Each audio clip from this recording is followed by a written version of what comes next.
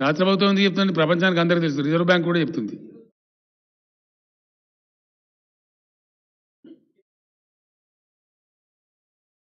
ఈ గాలి వట్టిగానే ఇప్పుడు ఎక్కడ దేనిలో తేలిచ్చినావో చెప్పొచ్చు కదా లెక్క. అంత తెలివి ఉంటే. దేనిలో తేలిచ్చినావో చెప్పాలి కదా. బట్టి గ్యాస్ చెప్పొద్దు కదా. ఈ గ్యాస్ చాలా చెప్పిండ్రు. గతంలో అమిత్ షా గారు చెప్తే ఇట్లే నేను క్షమాపణ పెడమని చెప్పిన. నువ్వు క్షమాపణ చెప్పాలి తెలంగాణ ప్రజలకని చెప్పిన. ఇదే హాల్లో చెప్పిన.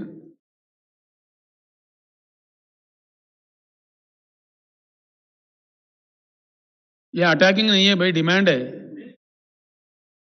नहीं, डिमांड है, पूछ रहे जनता की तरफ से पूछते तो अटैक कैसा बोलते हैं आप?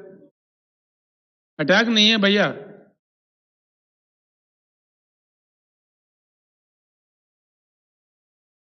कहां ग्रोथ कर रहे हैं भाई, समझ में नहीं आता। उसके 2-4 एमएलए भी नहीं है कि यहाँ एक वहां एक जीते तो वो क्या ग्रोथ होता है भाई, समझ में नहीं आता। आप समझते हैं क्या ऐसा ग्रोथ बोल के? कहां ग्रोथ हुआ बीजेपी? उसका कोई जगह ही नहीं है यहाँ पे। कोई परसेप्शन नहीं है, क्रिएटेड परसेप्शन है, तुलमुल बातें बोल के। एंटी नेशनल मैं हूं? अरे हिंदुस्तान के जगह बचाओ, ये गज भी मत जाने जो आप बोलते हो एंटी नेशनल होता है क्या? बड़ा अजीब बात है। हिंदुस्तान के एक गजा जगह भी किसी दूसरे देश को नहीं जाना चाहिए बोल के मैं बोला कल, आज भी बोलता हूं, पूरी जिंदगी बोलता रहूंगा। ये कैसा एंटी नेशनल होता भैया? समझ में नहीं आया। कौन एंटी नेशनल है? जगह छोड़ने वाले एंटी नेशनल है या जगह बचाने वाला एंटी नेशनल है? ये क्या आर्गुमेंट हुआ भाई? कुछ समझ में नहीं आता।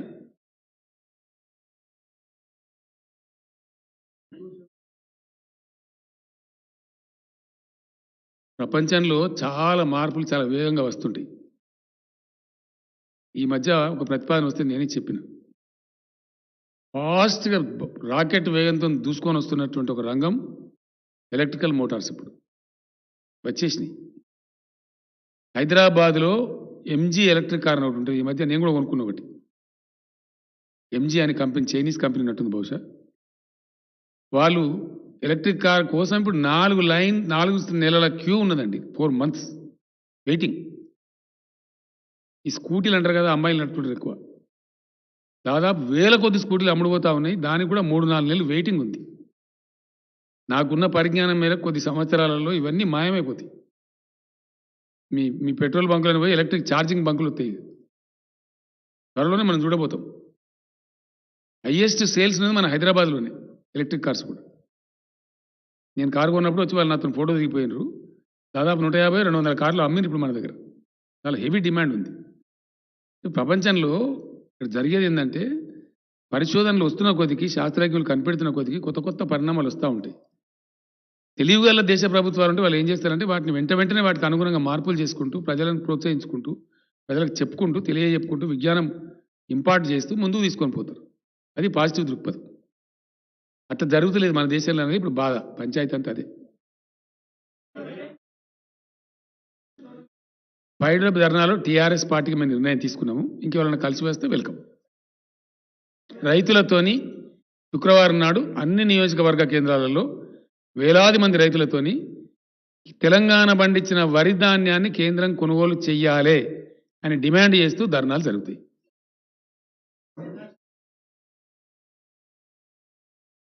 నాదొక రిక్వెస్ట్ బ్రదర్, ఒక్క రిక్వెస్ట్ దయచేసి. నేను please let us be patient. I am here. My brother has asked a question, I am just replying. నేను ఒక్కటే మాట చెప్తా ఉన్నా. లాస్ట్ టర్మ్లో కూడా చెప్పిన.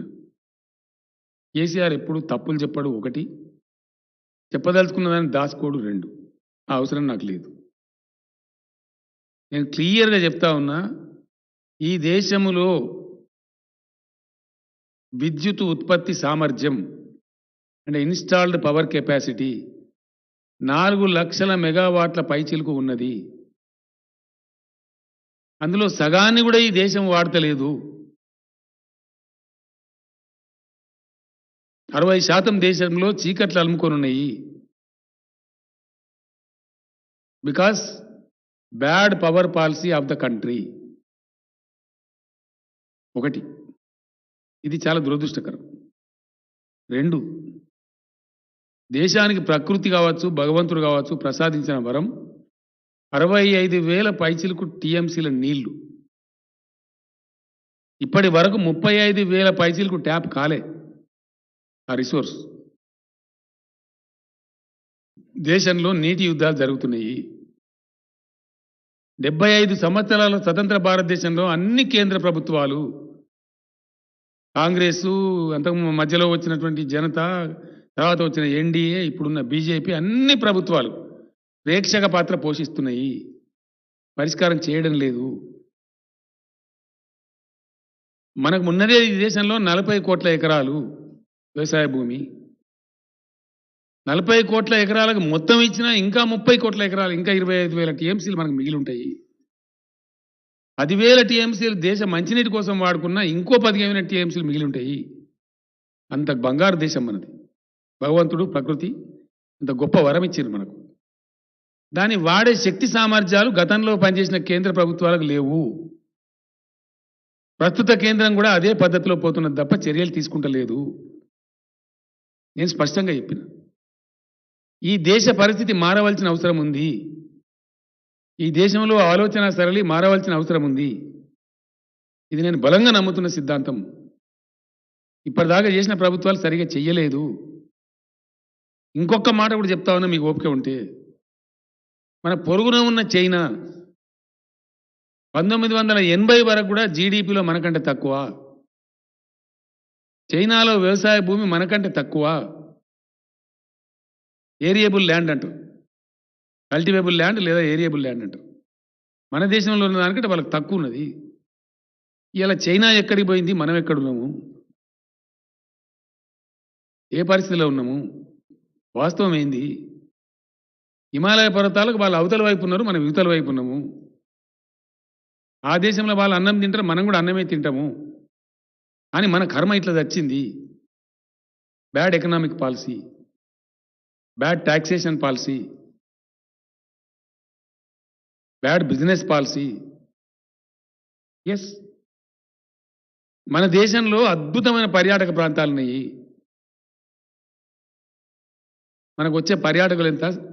ఇంత బుట్కలాగుండే గింత ఉండే సింగపూర్ పర్యాటకులు ఎంత? సిగ్గుతో తలదించుకోవాలి మనం. నేను కూడా పోయిన సింగపూర్కు. ఆడవాడేదో ఉంటుంది, దాని పేరు ఏదో అంటారా, నోట్లకి నీళ్ళు పడతా ఉంటుంది. సింగపూర్ ట్రేడ్ మార్క్ లాగా చూపిస్తారు చూడు. సింగపూర్ అని ఎట్లా కొట్టగానే అది వస్తుంది, బొమ్మ వచ్చి నోట్లకి నీళ్ళు పడుతుంది. అంతకు మించి మన్ను కూడా లేదాడు, మన్ను కూడా మనకి లేదు. మంచినీళ్ళు కూడా లేవు వాళ్ళకు. మన్ను కూడా ఇండోనేషియా నుంచి కొనుక్కుంటారండి షిప్లలో. సీ రిక్లైమ్ చేయడానికి ఇండోనేషియా నుంచి మన్ను కూడా కొనుక్కుంటారు వాళ్ళు. ఒక మహానుభావుడు లీ కువాన్ యూ అని పుట్టి ఆ దేశంలో is the maker of Singapore. అద్భుతం చేసిండు. ఆ దేశం పరిస్థితి, డబ్బు మిగులుతుంది వాళ్ళకు. ఏది బడ్జెట్లో తలాకిని $1 పంచిపెడతారు సంవత్సరానికి పౌరులకు, దేశ పౌరులందరికీ. అది ఆ దేశం. ఏమి లేని దేశం గింతంత ఉంటుంది. మన కర్మ ఏంది? దయచేసి ఆలోచించాలి దేశంలో ఉండే యువత. ముఖ్యంగా మీరు ఆలోచించాలని నేను ప్రార్థిస్తా ఉన్నా. దయచేసి జర్నలిస్ట్ మిత్రులు, ప్రజలను చైతన్యం చేసేవాళ్ళు మీరు. వానికి ఉన్నది 190 కిలోమీటర్స్ సముద్రం, కోస్తా తీరం సింగపూర్కు ఉండేది. వాళ్ళు ట్యాకిల్ చేసే కంటైనర్స్ 5.5 కోట్ల కంటైనర్స్. మన దేశానికి ఉన్నది 7,500 కిలోమీటర్ల సముద్ర తీరం. ఇవన్నీ హార్డ్ ఫ్యాక్ట్స్, సత్యాలు, నిప్పులాంటి నిజాలు. మనం హ్యాండిల్ చేస్తున్న కంటైనర్స్ లక్షలలో ఉంటాయి. ఏం కర్మ ఈ దేశం? Cleanest beach, world's cleanest beach, దాని పేరు బంగర్ ఐలాండ్, మన లక్షద్వీప్లో ఉంది. ప్రపంచంలోనే క్లీనెస్ట్ బీచ్. మనకు ఒక టూరిస్ట్ రాడు. ఏం కర్మ? ఎందుకు ఆకర్షించలేకపోతున్నాం? అద్భుతమైనటువంటి సంపద, సాంస్కృతిక సంపద, చారిత్రక సంపద, శిల్ప సంపద, ప్రపంచంలో ఎక్కడ లేనటువంటి ప్రకృతి సంపద, ఎన్నో దర్శనీయ స్థలాలు. ఒక రామప్ప దేవాలయానికి యునెస్కో గుర్తింపు రావాలంటే దశాబ్దాల. అది తెలంగాణ వచ్చేదాకా గతి లేకుండే. పాపారావు అని పాపం ఒక రిటైర్డ్ ఐఏఎస్ ఆఫీసరు ఆ వరంగల్ జిల్లా వాసి.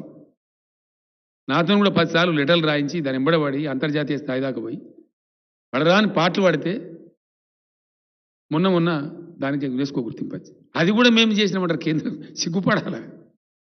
అసలు వాళ్ళ పాత్ర నాదండి రామాకు యునెస్కో గుర్తింపు రావడంలో వీళ్ళ పాత్ర ఏమైనా ఉందా? ప్రయత్నం చేసిండ్రా? ఇది దిక్కుమాలిన దందా ఏందంటే రాసి మొన్న పోయినప్పుడు ప్రధానమంత్రిని అడిగినా నేను, పద్మ అవార్డ్స్ ఇస్తే తెలంగాణకి ఇయ్యండా, మా కళాకారులు ఉన్నారు, మా కవులు ఉన్నారు, మా దగ్గర ప్రతిభావంతులు ఉన్నారు, ఇయ్యరు, ఇస్తలేరు. మన దగ్గర లేరా గొప్ప గొప్పలు? మేము నోసుకోలేదారే పద్మ అవార్డులకు అంటే ఇస్తలేరు. నేను నిరసన వ్యక్తం చేస్తున్నాను చెప్పిన మొన్న పోయిన ట్రిప్లో. ఐఎమ్ సారీ, మీరు మమ్మల్ని పట్టించుకుంటూ లేరని చెప్పి నా బాధ పేపర్లో వచ్చింది, మీరే రాసిండ్రు. పద్మ అవార్డు కూడా మాకు నిరాకరిస్తున్నారు. ఇదేం అన్యాయం అండి, ఇదేం వివక్ష అని అడిగినాం తప్ప. వాస్తవం కాదా? తెలంగాణ నోసుకోలేదా? ఇట్లా ఎన్నో ఉన్నాయి. తప్పకుండా నేను బలమైన విశ్వాసం కలిగినటువంటి వాడిని. ఈ దేశం సంస్కరించబడవలసిన అవసరం ఉన్నది. ఈ దేశ ప్రజల భవిష్యత్తు కోసం, ఈ దేశ యువత భవిష్యత్తు కోసం కొత్త పుంతలు తొక్కాల్సిన అవసరం ఉన్నది. ఈ దేశంలో న్యూ ఎకనామిక్ పాలసీ రావాల్సిన అక్కర ఉన్నది. 100% అద్భుతాలు ఆవిష్కరించవలసిన అవసరం ఉన్నది. ఇతర దేశాల నుంచి మన ఇండియా నేర్చుకోవాల్సిన అవసరం ఉన్నది. అనేక ఉదంతాలు, అనేక ఎగ్జాంపుల్స్ మన పక్కనే ఉన్నాయి. మనం ఇంకా మేల్కుంటలేము అనేది నా ఆవేదన. ఇది ఫ్యాక్ట్, ఇది సత్యం. మీరు కూడా రోజు నెట్లో చూస్తారు, ఇలా అంతర్జాతీయ వార్తలన్నీ ఉంటాయి. ప్రపంచం మీద ఏం జరుగుతుందో మనందరం చూస్తూనే ఉంటాం. దుఃఖం కలుగుతుంటుంది, బాధ కలుగుతుంటుంది. చైనాకు పోయినప్పుడు ఒక రోజు నేను అంతా ఓటర్లోనే ఉండిపోయిన, ప్రామిస్ డిమోటివేట్ అయిపోయి, ఏమో ఇదేం కర్మ వాడు, మనం అటున్న హిమాలయాలకు వీడు ఇటున్నాడు. ఒక్కొక్క ఫ్లైఓవర్ అంటే బ్రదర్ 110 కిలోమీటర్లు, 180 కిలోమీటర్లు, 70 కిలోమీటర్లు. అసలు మనుషులు కట్టినరా ఇందనిపిస్తుంది మనకు. ఎక్కడ పోయిందో అమెరికా చాలా ముందుకు వెళ్ళిపోయింది చైనా. అద్భుతాలు ఒక్కొక్క సిటీలో, ఒక్కొక్క టౌన్లో, షాంఘైలో, షాంజన్లో, బీజింగ్లో, డాలియాన్లో, ప్రతి చైనా సిటీలో 600, 750, 800 కిలోమీటర్ల అండర్ గ్రౌండ్ మెట్రో రైలు ఉంది. వాళ్ళు సబ్వే రైలు అంటారు ప్రతి సిటీలో. అవన్నీ దాటిపోయి వాళ్ళు ఇప్పుడు బుల్లెట్ ట్రైన్లోకి వచ్చారు, శాటిలైట్స్కి వచ్చేసారు, అంతరిక్ష పరిశోధనలో పడ్డారు. మనం చేతికి మూతికి కొట్లాడ దళిత బంధు కాడున్నాం. మనం క్షమించాలి, దయచేసి అనుకోవద్దు. నేను దుఃఖంతో చెప్తున్నా ఈ మాట. ఇంకా ఒక మాట చెప్తున్నా నేను. కొన్నేళ్ల కింద చైనా ఒక కమిటీ చేసిందండి మన మీద, ఇండియా మీద. ఈయన కూడా 135 కోట్ల మంది ఉన్నారు కదా, ఏదన్నా ఒక రోజు వీళ్ళు మేల్కొని భారతీయులు, లీక్వాన్ యు అసుంటాడో ఇంకోడో గట్టివాడు పుట్టి ఎవడన్నా దమ్మని మోపైతే పాసిబుల్ థ్రెట్స్ ఏమేమి ఉంటాయి చైనాకు? పొరుగు దేశం కదా, మనం పక్కనే ఉన్నాం కదా. పాసిబుల్ డేంజర్లు ఏమేమి ఉంటాయి? ఒకవేళ ఇండియా మేల్కొని కనుక వాళ్ళగిట మనలాంటి లైనే తీసుకుంటే మనకు వచ్చే పాసిబుల్ థ్రెట్స్ ఏమేమి ఉంటాయి స్టడీ చేయమని ఒక ఏడాది టైం ఇచ్చి కమిటీ చేసిండ్రు. ఆ కమిటీ ఏం చేసిండ్రు? వాడు 3 నెలలకి రిపోర్ట్ ఇచ్చేసిండ్రు. అరే ఏమైనా నీకు ఏడాది టైం ఇచ్చినా నువ్వు 3 నెలలకి ఇచ్చినట్టు అదేం దేశం సార్, పిచ్చి దేశం. ఇప్పుడు కూడా ఇంకా కులం పేరు మీద, మతం పేరు మీద కొట్టుకొని సత్తాను అక్కడ. కావాలి మనకంటే పోటీ కావాలని చెప్పినట్టు. ఎస్, ఇది ఫ్యాక్ట్. మనకేమో మేము మత విద్వేషాలే రగిలిస్తాం. పూరణీయం, ఇది ఎక్కడ బాధనండి? మా ఎజెండానే మతం అనేది మన దేశం. ఇక మనం బాగుపడతాం. ఈ బండి సంజయ్ కదా మాట్లాడతారు రోజు పొద్దులు ఎత్తే, మా కథనే మతం. ఎవరు వద్దంటారండి మతం? నాకు అర్థం కదా. ఎవరికి ఇష్టమన్న మతం వాళ్ళు పుచ్చుకుంటారు. వాళ్ళని వద్దంటుంటారా? ఎవరు వ్యతిరేకిస్తారు?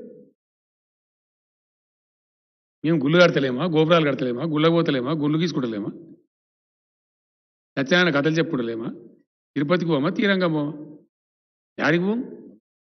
తీసుకొని ప్రజలు. నేను అనేది ఏంటంటే దేశం ఎక్కడ, కథ ఎక్కడ, కార్ఖాన ఎక్కడ, అదంతా లేదు, ఏం లేదు. అయితే సరిహద్దుల మీద రెచ్చగొట్టాలి, లేకపోతే మతం పేరు మీద రెచ్చగొట్టాలి, భావోద్వేగాలు రెచ్చగొట్టాలి, రాజకీయ పబ్బం గడుపుకోవాలి. ఇదేనా దేశ ఎజెండా?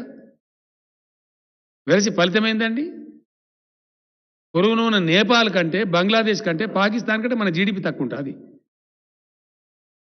అంతర్జాతీయ ఇండెక్స్లలో బంగ్లాదేశ్ కన్నా తక్కువ ఉంటామా నాకు అర్థం కాదు. ఈ తలకాయ పంచుకోవాలనిపించదు, ఎంత బాధ అనిపిస్తుంది పౌరుషం ఉన్నోళ్ళకు. దీని మీద మేము ఏమంటున్నామంటే ఇది పరివర్తన రావాల్సిన అక్కరున్నది. ఎక్కడ వస్తుంది ఎట్లా వస్తుంది చూద్దాం, భగవంతున్నాడు. తెలంగాణ కూడా వస్తుందని కూడా అనుకున్నాడా? నమ్మిండ్రు ఎవరైనా చెప్తే? చెప్పలేము కదా. ఏమి ఆడికెళ్ళి ఏం విసిపోవడం పుడుతుందో ఎవరికి తెలుసు? అంతే కదా. ఎప్పుడు ఏం జరుగుతుందో ఎవరో తెలుసా అండి? సరే, anything is possible. People are waiting, definitely country is waiting. Youth unrest ఉంది. ఎందుకున్నది? Entire country works. చైనా పొద్దున్న లేస్తే మనం ఓటర్లో కలిసి చూస్తే మొత్తం దేశం ఇట్లా ఆన్ మూవ్ ఉంటుంది. ఆడలేదు మొగలేదు, ప్రతి వాళ్ళు పనిచేస్తారు. లింగభేదం లేదు, కులభేదం లేదు, మతభేదం లేదు. Every one works. అండ్ ప్రతి వాళ్ళకు పనిచేసే అవకాశం ఉంది అక్కడ. 6 గంటలు, 7 గంటలు, 8 గంటలు, 4 గంటలు పనిచేస్తారు, డబ్బులు తెచ్చుకుంటారు, మంచి హ్యాపీగా బ్రతుకుతారు. ఆ పరిస్థితి మన దేశంలో రావాలి, ఆ మార్పు రావాలి అని కోరుకుంటే తప్ప? కనీసం డ్రీమ్ అని ఉండద్దా? ఏం బాయ్?